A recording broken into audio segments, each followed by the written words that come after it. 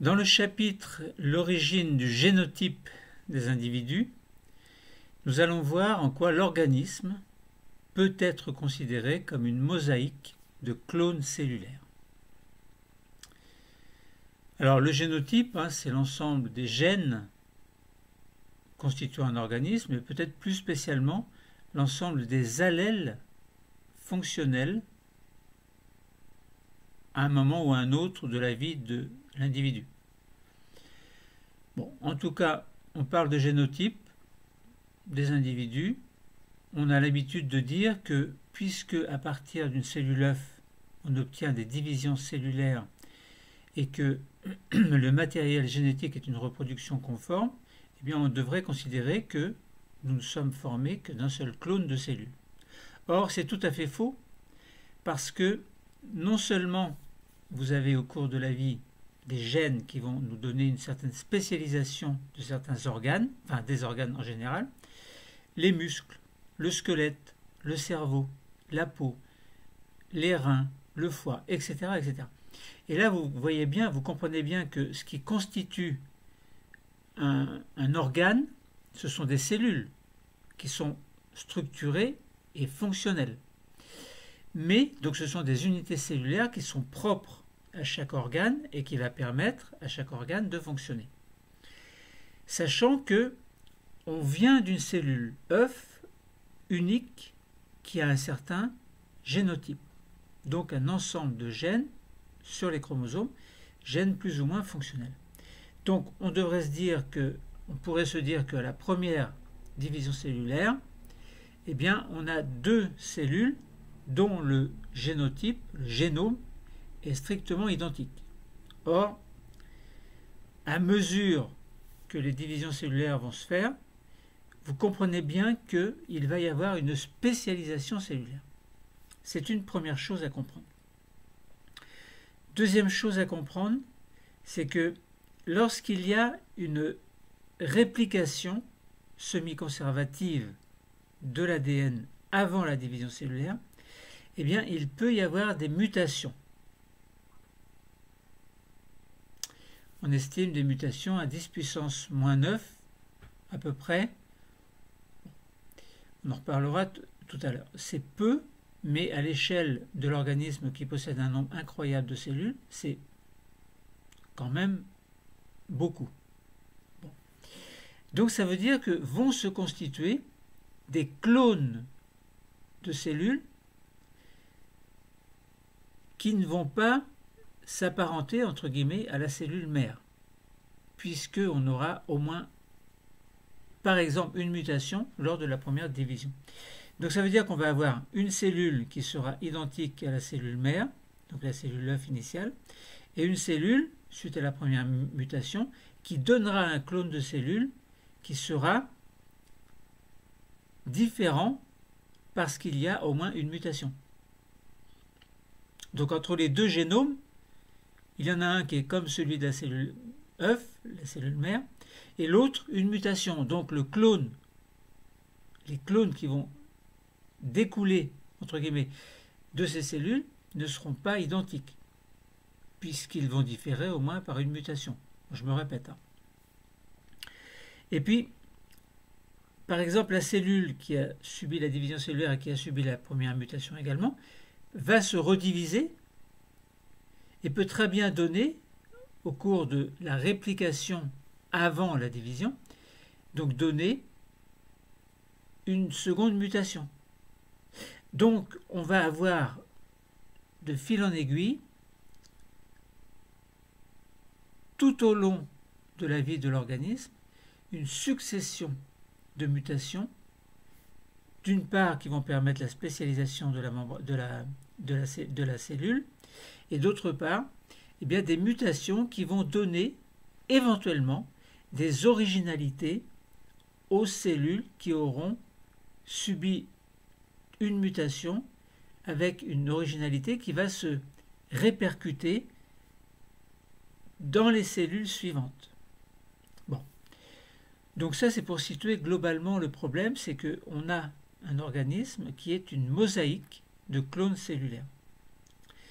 Alors, évidemment, ça modifie ce que l'on pouvait penser autrefois, qu'on dérive de la cellule œuf et que toutes les cellules sont strictement identiques.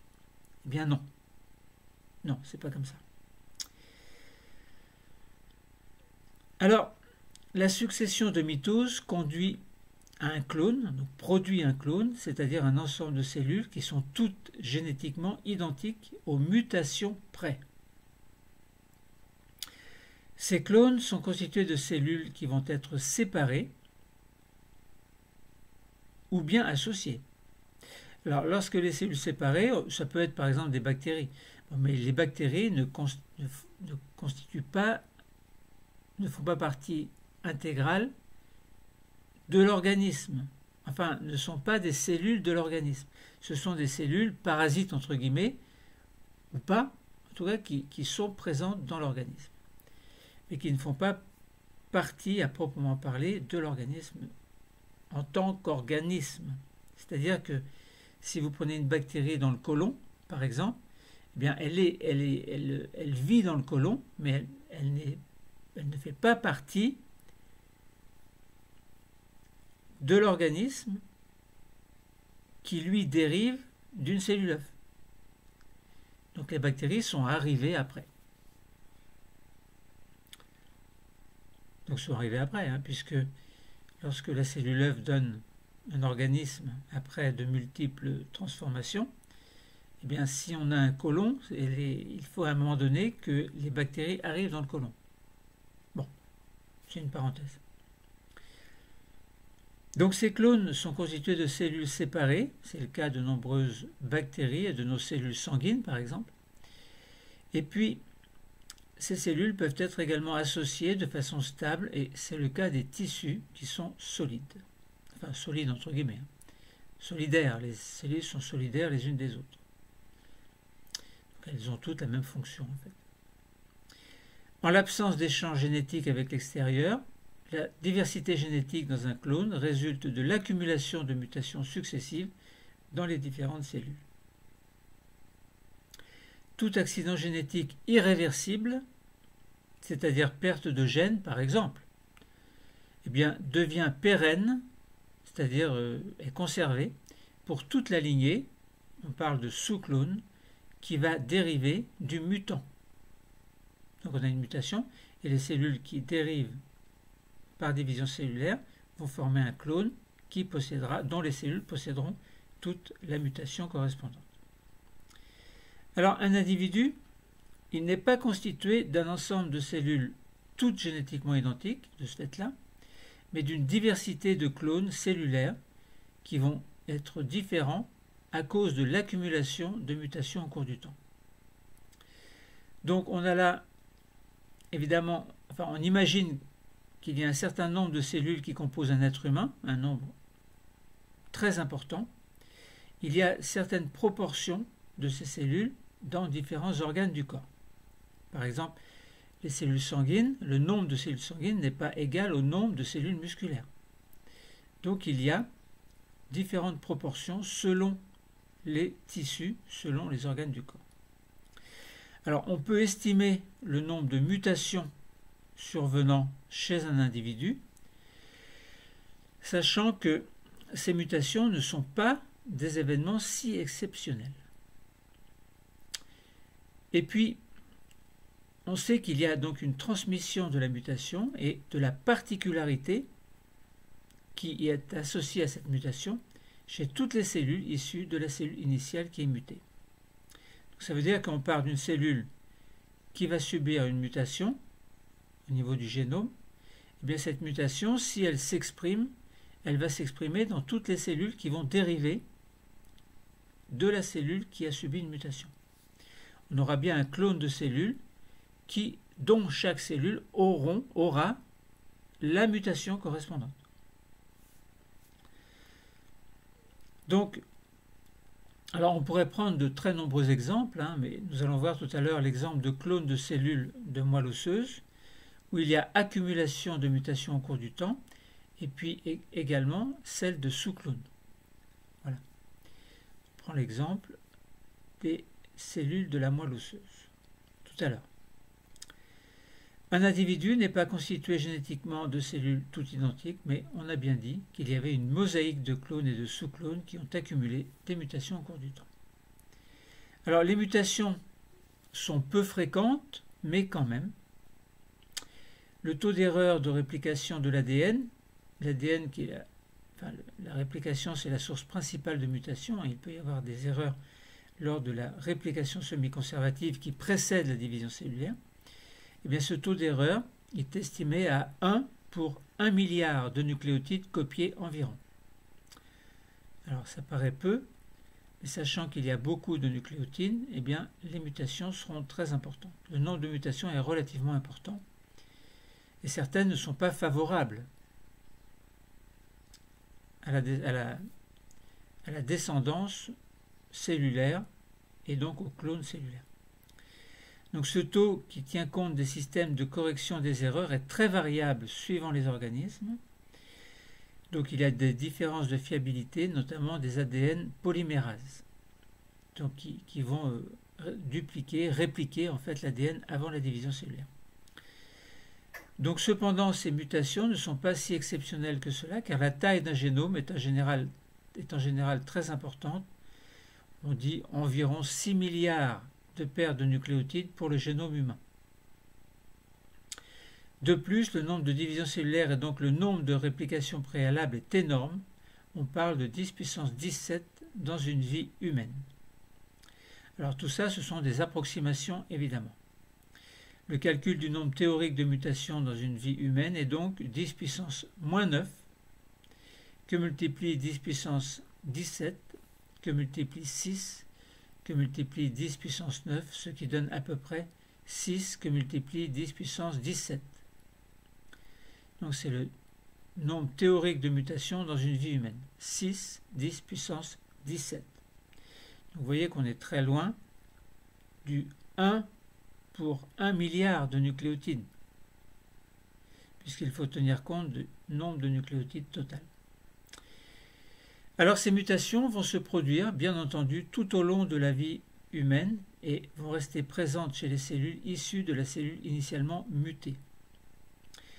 Les mutations précoces, c'est-à-dire survenues pendant les premières divisions de la cellule œuf, vont être présentes dans une grande proportion des cellules composant l'individu, bien évidemment. Alors que les mutations qui sont plus tardives ne sont présentes que dans de petits clones, des sous-clones cellulaires.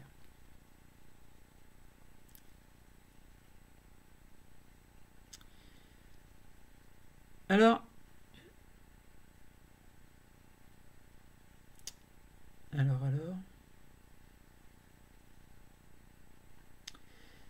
donc, essayons de préciser un petit peu plus. L'organisme, nous avons dit que c'est une mosaïque de clones cellulaires.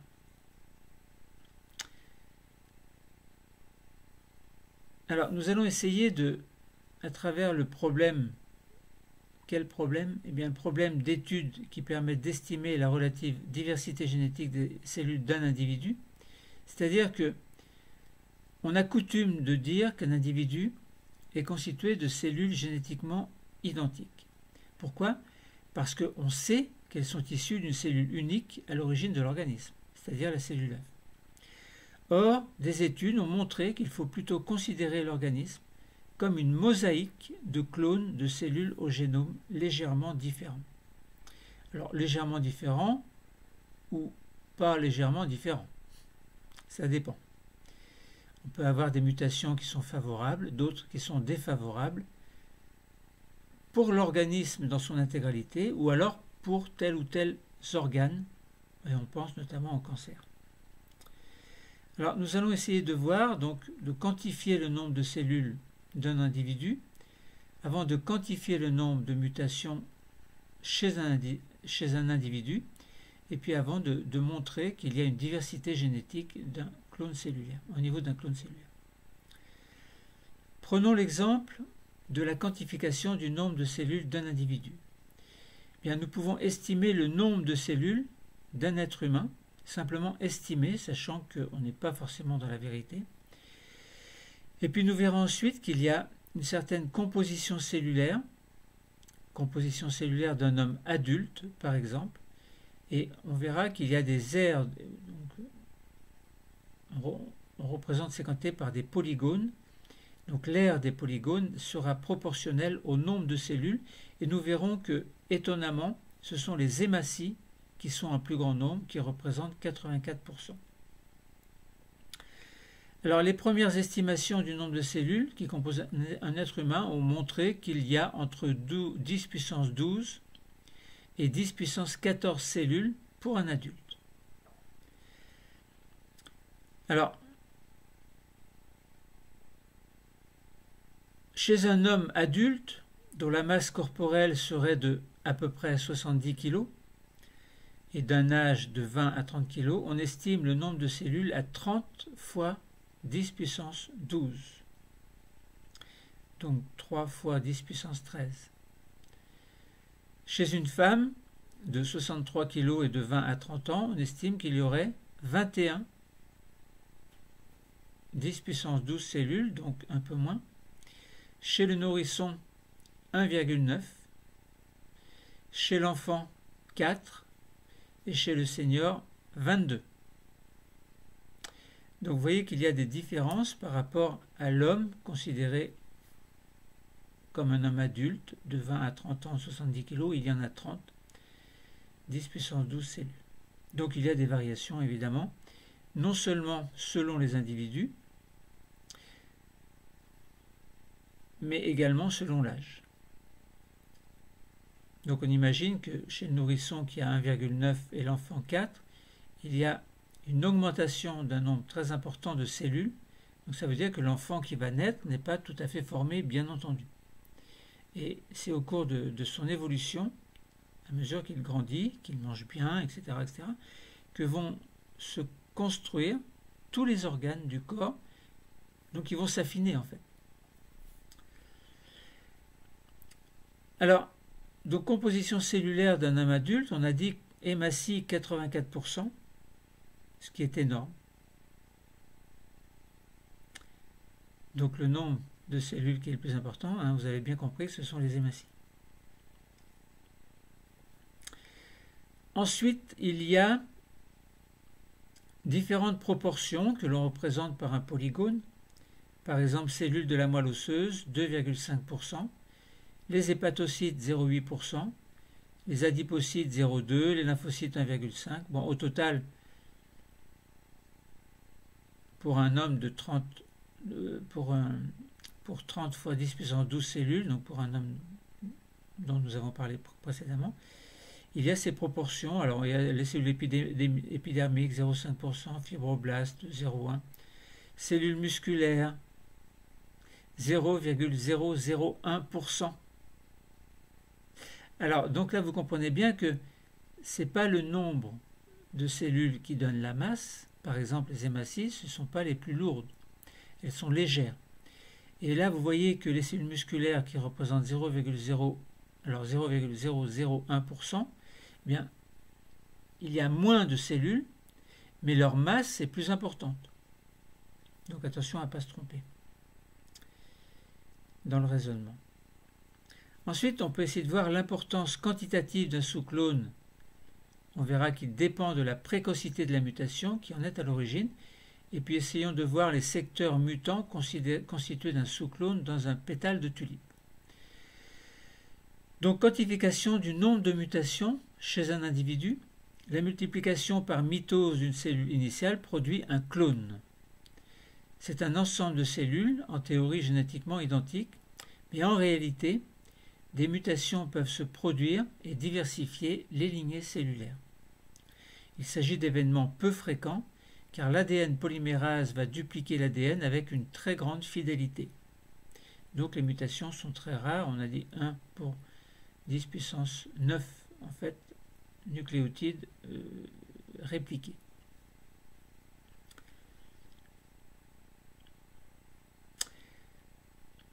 À chaque division, la probabilité qu'un nucléotide soit modifié est, on l'a dit, 10 puissance moins 9 chez l'homme. Mais il faut tenir compte également du nombre de nucléotides constituant le génome. Alors, pour calculer le nombre de mutations. Alors, on a dit 6,4 10 puissance 9 paires de nucléotides chez l'homme. Il faut tenir compte également du nombre de cellules de l'organisme et du nombre de divisions au cours de l'existence, et ce nombre de divisions est estimé à 10 puissance 17. Alors vous vous souvenez, tout à l'heure on a fait le calcul, essayez de retrouver les valeurs. Donc si par exemple vous prenez deux triangles, vous mettez à l'intérieur de ce triangle un petit triangle rouge et dans l'autre triangle un grand triangle rouge. Et donc en fonction du temps, eh bien, vous avez une cellule initiale qui va subir des divisions cellulaires et à un moment donné, il peut y avoir une première mutation qui serait une mutation précoce. Donc vous avez le début dans votre triangle, dans votre grand triangle, vous avez le début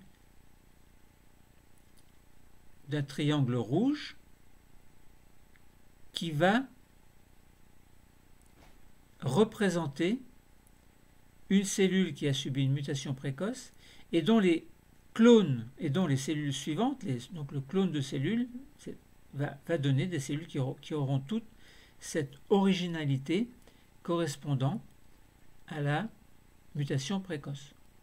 Par exemple, si vous prenez une tulipe, vous avez une tulipe blanche, mais avant que la tulipe devienne blanche, il y a eu des multiplications cellulaires. Et à un moment donné, l'une de ces cellules qui devrait devenir, ou donner plutôt une cellule, des cellules, donc des pétales blanches en fait, eh bien l'une de ces cellules va subir une mutation et donner une mutation qui va faire que la cellule va être rouge. Et ensuite, toutes les cellules dérivant de cette mutation, donc de cette cellule, vont devenir rouges également. Ce qui fait qu'on aurait une tulipe qui serait globalement blanche avec un pétale blanc par exemple, un pétale rouge par exemple. Et puis, vous prenez l'exemple d'une deuxième tulipe, par exemple, deuxième grand triangle, et puis au cours du temps, les divisions cellulaires se poursuivent, puis à un moment donné, on a, au niveau d'une mutation tardive, eh bien, une mutation qui apparaît, mutation tardive, donc une couleur rouge qui va apparaître dans la cellule, et à ce moment-là, on aura un petit triangle à l'intérieur d'un grand triangle. Donc là, vous comprenez que selon que l'on a des mutations précoces ou tardives, eh bien l'expression, le phénotype en fait des cellules va s'exprimer soit tardivement, soit précocement. Et donc j'en arrive au secteur mutant constitué d'un sous-clone dans un pétale de tulipe. Eh bien lorsqu'une mutation somatique se produit, alors somatique, pas germinale, parce que germinale, ça correspondrait à des cellules sexuelles. Là, on parle bien de mutations somatiques, donc des cellules de l'ensemble de l'organisme, en fait. Donc, lorsqu'une mutation somatique se produit dans un tissu au cours du développement, eh bien, celle-ci est transmise à toute la lignée de la cellule qui dérive de la cellule mutante. Donc, ça forme évidemment un sous-clone de cellules mutantes. Dans l'organisme, les cellules d'un sous-clone sont séparées, par exemple les cellules sanguines, ou bien associés en tissu stable. Par exemple, tissu pulmonaire, tissu hépatique, etc., tissu musculaire. Eh bien, dans certains cas, la mutation se traduit par un effet phénotypique observable qui peut être à l'origine d'un secteur mutant. Alors tout à l'heure, on a pris l'exemple d'une tulipe qui avait un pétale rouge suite à une mutation qui avait eu lieu à partir d'une cellule initiale. Mais on pourrait prendre l'exemple dans le corps humain ou chez n'importe quel animal ou plante, eh bien d'une mutation qui aurait eu lieu et qui aurait donné un caractère particulier, un phénotype particulier à l'ensemble des cellules qui en dérivent. Essayons maintenant en quelques mots de voir la diversité génétique d'un clone cellulaire. On a une cellule qui subit une mutation et puis il en dérive un clone cellulaire. Mais il peut y avoir au niveau de ce clone cellulaire, en fait, à mesure que les divisions cellulaires se poursuivent, bien d'autres mutations qui apparaissent. Ça veut dire qu'on aurait une première mutation, puis succession de division cellulaire, deuxième mutation d'une cellule particulière, puis troisième, etc.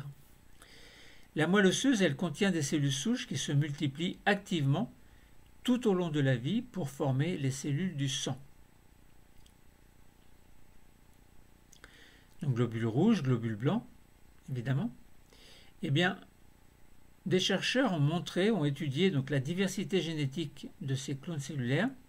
Ils ont comparé 140 cellules sanguines d'un homme de 59 ans et ils ont identifié 129 582 mutations, les différenciant les unes des autres. Donc, ça vous donne un aperçu de ce que je vous ai dit au départ, comme quoi les cellules qui dérivent de la cellule œuf initiale ne sont pas toutes identiques, loin de là. Alors dû, je répète, non seulement à une spécialisation à mesure que les organes se forment, mais également dû, cette mosaïque de clones, à différentes mutations qui vont survenir au niveau des cellules somatiques. Eh bien, en se fondant sur le partage des mutations, les chercheurs ont pu reconstituer un arbre de parenté, c'est-à-dire que les cellules prélevées sont représentées par l'extrémité des branches et chaque nœud correspond à une division qui a produit 2 lignées cellulaires. La longueur des branches est proportionnelle au nombre de mutations qui se sont accumulées au cours du temps. Alors bien entendu, là, mon explication est orale, alors il faut regarder, il faut trouver un document correspondant à la diversité, à la parenté de 140 cellules sanguines, d'après H. Lee, L-E-E et Six. Eh bien, vous tapez sur Internet « Population Dynamics of Normal Human Blood Infrared from Somatic Mutation, Nature 2018 ». Et vous allez vous rendre compte de la grande diversité génétique à partir de différents clones cellulaires. Donc, 2 mutations, par exemple, l'une identifiée. Alors, si vous trouvez le document correspondant à une diversification précoce qui s'accroît avec le temps, donc vous allez mieux comprendre ce que je vous dis avec le schéma. Débrouillez-vous pour trouver le schéma. Bon, vous êtes grand maintenant. Donc, 2 mutations, l'une identifiée dans 52 cellules et l'autre dans 88, ont permis de partitionner précocement l'ensemble en 2 groupes. Et les chercheurs ont identifié ces 2 mêmes mutations dans les cellules buccales, ce qui suggère qu'elles se seraient produites dès les premières divisions de la cellule œuf. Alors comme tout à l'heure on parlait de mutation précoce, et bien là il s'agit d'une mutation précoce. Donc on peut représenter la transmission des premières mutations pour par exemple ces 33 cellules. Et chaque flèche que vous allez pouvoir observer correspond à une mutation apparue dans une cellule et transmise à sa lignée.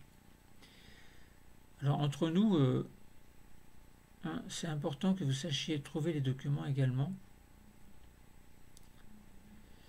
Donc voilà, nous avons essayé d'expliquer pourquoi le phénomène de mutation, bien que peu fréquent, n'a rien d'exceptionnel. On a pu estimer le nombre théorique de mutations qui surviennent dans l'organisme au cours de son existence. Et on a pu montrer que certains clones résultent de mutations très précoces ou tardives, donc avec les conséquences au niveau des phénotypes. Donc voilà.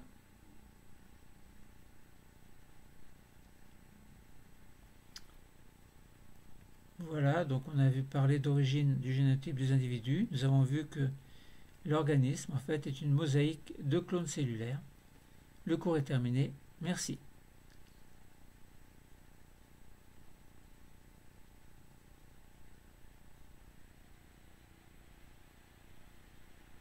Bonne reprise des cours.